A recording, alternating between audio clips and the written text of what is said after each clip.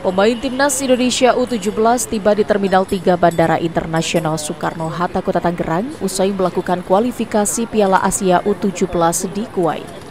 Timnas Garuda Muda di bawah asuhan pelatih Nova Arianto mampu bercokol di posisi runner-up kalah selisih gol dengan Timnas U17 Australia yang menempati posisi 1 klasmen di grup G dengan meraih 7 poin, yakni 2 kemenangan dan 1 seri.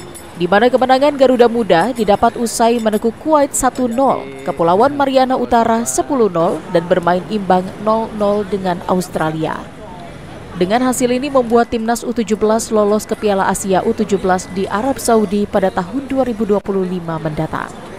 Namun pada pertandingan terakhir melawan Australia, Timnas Indonesia U17 menuai pro dan kontra dikarenakan kedua timnas tidak berani bermain menyerang pada babak kedua, melainkan menunggu. Pelatih Timnas Indonesia U17 Nova Arianto mengatakan bersyukur atas hasil yang didapat. Bahkan kita mengapresiasi para pemain dan staf yang telah bekerja mulai dari seleksi, training camp hingga melewati sejumlah pertandingan kualifikasi kemarin. Saya bisa memahami ya banyak pro kontra yang terjadi ya, tetapi memang taktikal yang apa yang kita buat melawan Australia memang sudah kita rencanakan dari jauh-jauh hari. Bukan hanya kita persiapannya hanya di Kuwait, tapi itu sudah saya persiapkan semenjak kita ke di Bali. Jadi memang itu yang kita persiapkan karena melihat secara kualitas kan Australia ada di atas kita ya.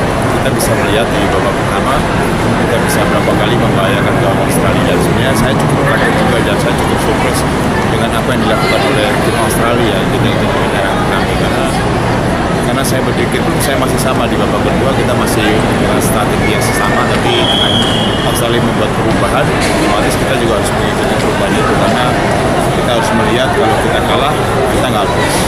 Sementara pemain Timnas Indonesia U17 Tristan Raisa Ibrahim mengatakan mengaku senang dan bersyukur tim bisa lolos ke Piala Asia U17 2025 mendatang.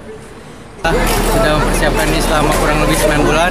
Ya alhamdulillah kita dikasih lolos sama Tuhan ya, walaupun kemarin pertandingan terakhir kita kayak gitu, tapi itu di luar itu kita nggak ada match fishing lah istilahnya sama Australia, karena emang prinsip kita tuh dari defend di sini terus kita counter, jadi kita nggak ada match fishing.